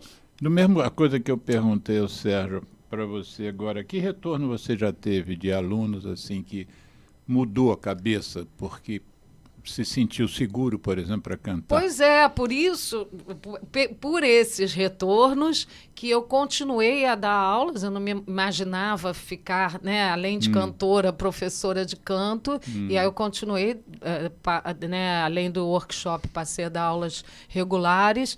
É um retorno muito grande, porque a voz, ela é também para a vida, né? Então, eu não desvinculo, como diz que eu tenho uma outra grande mestra hoje em dia, que eu conheci na pandemia e passei a fazer muitos estudos com ela, que é a italiana Francesca Della Monica, que quando eu vi, ela trabalhava todo esse lado, que é o lado que eu acredito, né? Então, tudo aquilo que eu percebia, que eu tinha, eu vi ela dando nomes àquilo. Ela tem esse trabalho, trabalha muito com atores também. Então, eu acho que é para a vida mesmo. A gente não desvincula a voz falada da voz cantada. É o se expressar, né, através da... E você vê muito as pessoas assim, vendo que... Nossa, Patrícia, agora que eu reparei, por que eu não abro muito a boca? Então, tem desde assim, né, a pessoa lembrar... eu lembro que minha mãe falava assim, menina, fecha essa boca. Né? Aí tem uma que falou não, assim... Isso, a gente está rindo, mas isso é verdade. São traumas. São traumas, né? A Francesca, que costuma dizer que as regiões agudas, né, que são as regiões do emergencial. Então, quando acontece alguma coisa, né, que você grita, então a dificuldade que a pessoa... não, essa nota eu não chego. Eu não chego no agudo.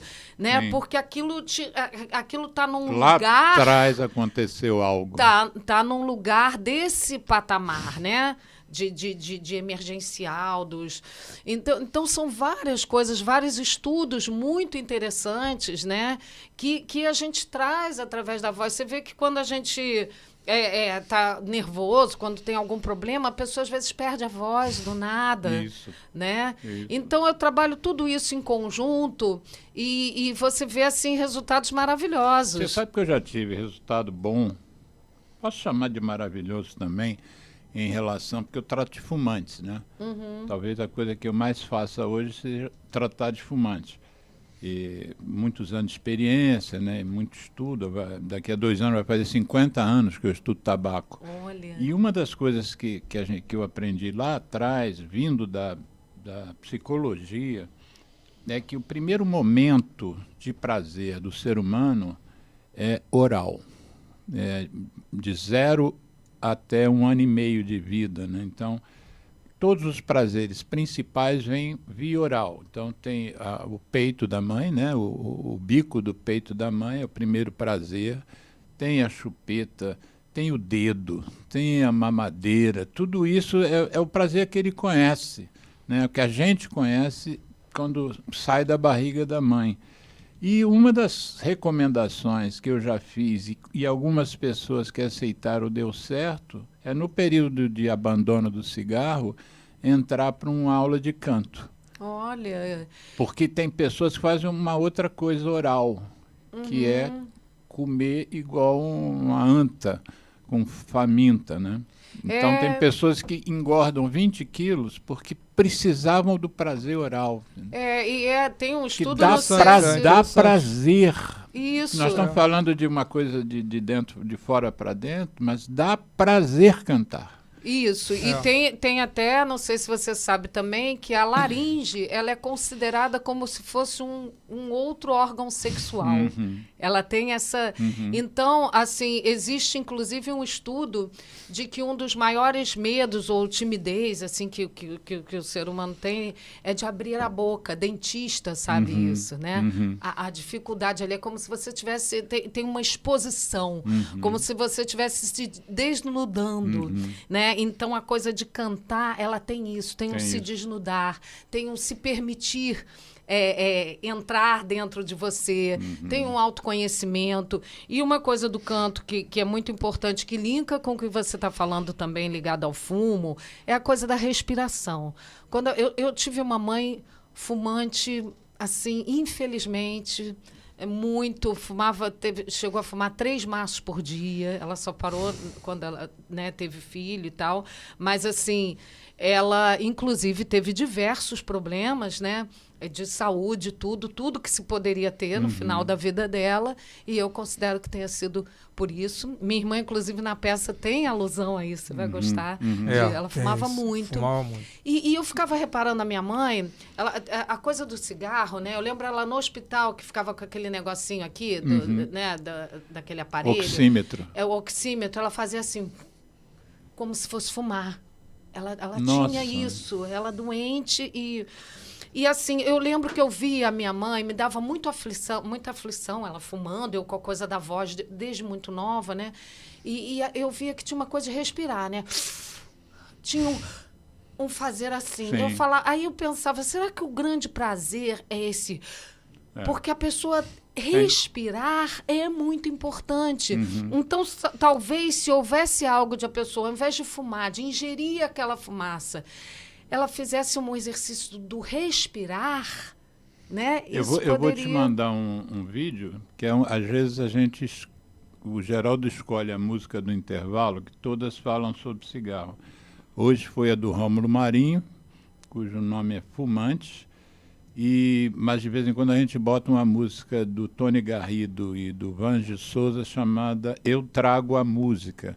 Então ele faz uma música ele fez uma música para as pessoas, fazendo uma analogia entre tragar fumaça e tragar música. E ele diz, eu trago a música. Interessante. Né, do verbo tragar. Agora, uma outra coisa que você mencionou, no resultado da pessoa que faz aula de canto, eu também fiz rapidamente uma associação com o tabaco, porque uma das coisas que a gente nota numa pessoa que conseguiu largar o cigarro, depois que ela realmente venceu, a gente dá um prazo de 1 ano para dizer que venceu, é que aquilo tem um significado para a pessoa, para além do cigarro, para além da saúde física mesmo. A pessoa sabe que teve uma vitória que talvez seja uma das maiores vitórias pessoais que você pode ter. Então, aquilo serve para outros campos da vida dela. Porque se eu parei de fumar, eu posso fazer tudo. Tudo é possível. E você meio que me deu essa impressão em relação ao canto. Quer dizer, se eu agora canto, que outras coisas eu posso mudar na minha vida, enfrentar e vencer, né? Sim, as pessoas têm muita resistência e elas colocam certezas para elas, né? Sim. Eu não tenho voz. Uma das certezas minhas é eu não vou conseguir nunca parar de fumar. As pessoas dizem muito isso. A minha mãe, ela falava e ela ainda falava, não, eu não quero. Eu não quero, não.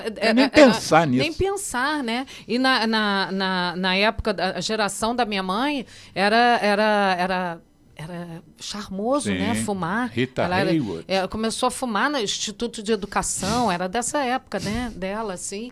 Audrey Hepburn, com a bonequinha de luxo, com aquela piteira dela. Era muito comum. E é um vício danado, realmente. Bom, deixa eu apressar o nosso programa, que falta um pouco mais de 10 minutos, e eu não queria acabar o programa sem vocês falarem de uma outra perna do projeto de vocês, que eu esqueci o nome, você me mandou, eu é que esqueci, que trabalha com crianças. Isso, a gente tem um projeto, a gente tem vários braços do nosso núcleo cultural que lidam com crianças. Vários braços com crianças. Pode até falar dos braços todos do teu bloco. Rápido, vamos acelerar. O primeiro braço foi um livro chamado A Semínima Solitária, que é um livro que a gente... Quem não é músico, o que quer dizer semínima? Semínima é uma figura musical que diz respeito à duração do som. Né? Ela é relativa é uma coisa complicada, mas é quanto o som vai durar. Se ele vai ser mais longo ou mais curto em relação ao tempo. Aquele desenho uma que é uma figurinha bolinha musical, preta com a haste. Sim. Quando é aquela bolinha toda preta e tem a haste, ela é É a uma semínima. semínima. Aí vai mudando, tem a bolinha que não é preta. Dependendo de onde ela estiver na pauta musical, ela pode soar como um dó, um ré, um mi. E o nome do livro é A Semínima Solitária. Solitária. É editado pela Irmãos Vitale. Hoje em dia tem formato digital e tudo. É um livro que conta uma história, mas que dentro dessa história ensina conceitos musicais. É um livro que é usado para musicalização infantil. Né? A Semínima Solitária, ela virou também um show que a gente apresenta ao vivo. Show para criança. Para crianças, né? Virou uma caixa de atividades que a gente vende, né? E a gente tem outros braços. Quais são os outros? Eu tenho um projeto meu que é a Bateria Brasileira para Brasileirinhos. Olha, que é ensinar interessante. bateria pelo Brasil. Pelo Brasil. Né? Para crianças. Para crianças. Porque eu tenho experiência como professor de bateria e como aluno de bateria, que a gente começa com livros de fora. Então, quando a gente começa a aprender bateria pelo rock. Né? E eu acho que o baterista brasileiro deveria aprender bateria pelo samba, pela bossa nova, pelo maracatu, pelo baião. Então, quer dizer, isso que você pensa para o adulto, você também já está introjetado, para a criança também o caminho é esse. E aí esse é um dos braços, que tem uma série de vídeos no meu canal do YouTube. Que nós vamos divulgar. O Ritmo dos Bichos. Aí tem o ritmo. O Ritmo dos Bichos. O Ritmo dos Bichos é um método de ritmo que tem também no meu canal, que ensina, que usa o nome dos bichos para passar ritmos. Por exemplo, às vezes tem umas figuras musicais que são mais difíceis de você executar, como, por exemplo, tá, ou papá, tá.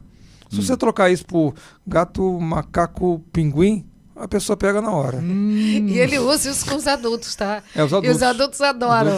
Você vê lá a oficina, a turma, todo mundo, gato, macaco, pinguim, adorando. Exatamente. Porque se você vai fazer Sim. um, dois, não sei o quê, Se alguma coisa formal, se você não for é pelo caminho musical tradicional, subdividir o tempo por semicolcheia, colcheia, figuras combinadas, mistas e tudo, é muito complicado. Mas se você substitui por palavras que você já fala, e essas palavras já contêm ritmo próprio, né? Claro. Você fala gato, você não fala gato, você fala gato. Então gato é gato, né? Macaco. E cada palavra tem uma sílaba tônica que vai se encaixar dentro ali da métrica da música. Então gato, macaco, pinguim, né? Mas isso é feito ao vivo, presencial. Ao vivo, tem uma série de vídeos, tem um workshop, o Ritmo dos Bichos para criança, e a gente usa esse método no dia a dia das oficinas. Sim, mas se uma família aqui, o pai e uma mãe ouvirem o programa e tem um filho, aliás, qual é a idade mínima para se inscrever nesse workshop de uma criança? Tem vários, esses do Ritmo dos Bichos e da Semínima, pode criança pequenininha, a partir de 4, 5, né, do Ritmo dos Bichos. Mas a gente dá oficinas e workshops, aí é legal ficar em contato com a gente, ver também o Instagram, pode entrar em contato direto com esse telefone. Tem as aulas de bateria com o Sérgio, né? Criança também. Criança também. Aulas de bateria, as aulas de canto que eu também dou para criança. Também dá para criança? Também dou para criança. E esses projetos que a gente faz... Vocês têm tempo para isso tudo? Temos. E tem shows... Ontem, quando eu falei com Patrícia, vocês estavam vendo de uma atividade que foi o dia inteiro. De um show, a gente fez um show num evento corporativo. Isso. A gente tem assim, só para... Pode falar o nome da corporação. A gente fez para a Funarge. Funarge, exatamente. Para a Funarge, foi muito legal. A gente fez a festa de fim de ano deles. De Fátima. Aí, só para assim, como vai acabar, né? Para as pessoas entenderem que realmente tem essa abrangência aí de de coisas, né? O Núcleo Cultural Tambor Carioca, nós temos os shows que a gente faz, que tem tanto as formações do Tambor Carioca em si, que como grupo a gente toca com mais gente, né? Com a bateria de percussão e tudo mais. Tem o bloco, mas o bloco... Né? Tem o bloco, tem o grupo que a gente toca com entre 8 e 13 pessoas, a gente pode se considerar o Tambor Carioca. Aí a gente tem os meus shows, a parte dentro do Núcleo Cultural Tambor Carioca. Eu tenho um show que eu fiz um tributo a Clara Nunes. Eu tenho um show que chama Os Sambas da Minha Terra, que é um show, né, uma homenagem ao samba, com vários, de várias épocas. Enfim, temos várias formações. Então, para vários tipos de coisa, vários perfis de eventos, de tudo, a gente pode fazer. Então, se uma empresa, por exemplo, quiser contratar vocês, não agora que está em cima, mas se for, melhor. Mas não sei se vocês têm agenda, né?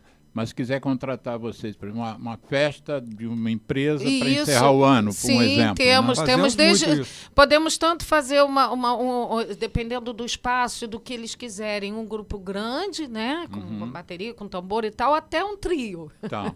Então, nós temos esses formatos que a gente faz de cursos. Então, tem vários tipos de show. De cursos, nós temos as aulas de bateria, aulas de percussão. A aula de percussão pode ser. Todos os instrumentos, pelo que eu vi lá. Todos os instrumentos, tanto pode basicamente ser. os instrumentos de escola de samba e os instrumentos de forró também, de zabumba. Aí o Sérgio tem vários workshops específicos também que ele dá. Eu achei legal uma coisa que vocês colocaram, acho que foi no Instagram, foi a história do carnê, Vale Presente. Vale Presente. Olha, de Natal. ainda há tempo, gente. Natal aí, a gente resolveu Presente fazer criativo, um presente criativo, uma vivência. Você quer dar uma aula de canto, uma aula de percussão. Pode ser desde aulas avulsas até workshop ou aula regular, um mês de aula regular. Aí é só entrar em contato com a gente nesse telefone aí. Tem valores diversos para todo mundo. Né? Instrumentos diversos, né? Instrumentos Eu estive vendo lá repique, surdo, pandeiro, tamborim, caixa. Se eu fosse me inscrever, o grande sonho meu seria repique. Eu acho que é o mais difícil e talvez seja uma viagem meio egóica minha, mas quando eu vejo aquela bateria que acompanha o cara que faz o solo ali, eu acho que me arrepia. É linda. Quando você vai na oficina... Você não sabe, mas eu fui vice-presidente da Caprichosa de Pilares. Que legal. E em 2001 desfilei com o samba que eu fui um dos compositores. Olha, um samba em homenagem a Goiás. Olha, mas eu adoro samba. Fica registrado aqui ao vivo, o dia que você quiser fazer parte da oficina, você é o nosso convidado. Tá bom. Especial. Por toda a vida. Tá bom. E lá na oficina, o aluno que chega, a gente propositalmente coloca misto o nível de conhecimento. Sim. Então, tem aluno iniciante, tem aluno mais avançado, e o Sérgio vai direcionando individualmente, né? E a pessoa pode experimentar. Eu acho que eu gosto de tamborim, mas se quiser lá, experimento surdo. Tem gente que troca no meio. É até interessante você, em algum momento, passar pelos outros instrumentos para você ter essa ideia. Legal. Né? Então, tem a oficina, tem as aulas particulares, tem grupo de pandeiro, né? E para essa parte infantil, também, de volta e meia, a gente está divulgando. Né? Tem esses workshops que a gente faz. Até showzinho de criança também, né? Porque uma coisa tem importante... shows assim, que criança é o protagonista? A gente faz, às vezes, projetos... Shows para crianças. Tem shows para crianças. Para crianças. E dentro desse projeto da Semínima, a gente também já fez com as crianças, elas montarem a historinha da Semínima. Então, elas cantam. Isso é legal. O nosso livro tem um karaokê das músicas também. Que trabalho fantástico É vocês muita fazem. coisa aí que a gente muita tem. Coisa. A gente espera que a gente continue aí. 40, né? 40. Tambor Carioca. Espero estar aqui no programa, né? Vamos estar. Matusalém chegou. Vamos estar. E olha, uma coisa importante, Instagram. a gente na pandemia teve que passar tudo pro online, né, na época, e a gente fez uns links muito bacanas, porque em 2016 a gente começou a fazer nossos trabalhos na Europa também, por isso a gente parou com um bloco aqui, porque a gente foi fazer um outro trabalho fora do Brasil. Né? Eu vi vídeos de vocês em Portugal, né? A gente participou de dizem que é o segundo maior evento de samba, né? Depois das escolas de samba do mundo, esse Festival Internacional de Samba de Coburg, na Alemanha. A gente tocou lá por 2 anos. É o segundo maior evento de samba do mundo. Exatamente. Coburg, uma cidade com esse nome. Esse evento. A cidade toda É uma cidade pequenininha, uma cidade medieval. Sim. Ela fecha e chega a movimentar 300 mil pessoas Mil no final de pessoas. semana. E aí Você a Deve gente... quadruplicar a população ou mais. E eles fazem São um 11 evento que é palcos. benéfico para a região, que emprega temporariamente muita gente da região. Da região da Bavária. Olha, nós só temos 1 minuto. Eu queria aproveitar esse minuto um pouquinho para agradecer muito vocês. Conheci mais do que eu já conhecia do tambor. Qualquer dia talvez eu me arrisque a ir lá pegar num repique, mas foi um prazer imenso. O bloco vai sair aonde esse ano que vem no Carnaval? O bloco, a gente não vai fazer bloco. Não vai fazer. Não, Não esse vai ano fazer não. bloco, No mas ano a que vem gente não vai tem fazer bloco. vários shows e vamos fazer vários projetos Eu que a gente podendo- inclui os alunos também. Tá. Então, Eu podendo vou divulgar o trabalho de vocês Muito sempre. obrigado. Isso aqui foi só o primeiro passo para isso, que eu tenho que valorizar a cultura nesse país, Sim. né? Nós ficamos muito tempo desvalorizando a cultura. Muito obrigado. Obrigada, querido. Foi Prazer. um seu barato, hein, trabalho é Geraldo? maravilhoso. Geraldo, você cantava também quando era da banda, não? Não.